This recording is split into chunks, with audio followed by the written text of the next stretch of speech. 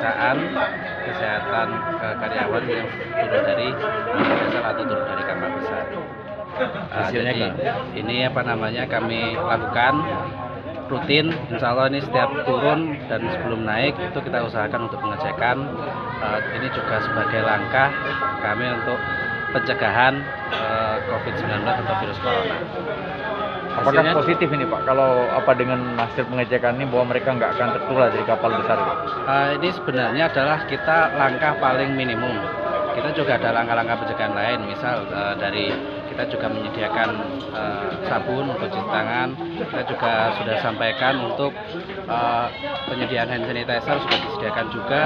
Kemudian untuk jaga jarak di ketika berkegiatan itu kita juga harapkan untuk jaga jarak.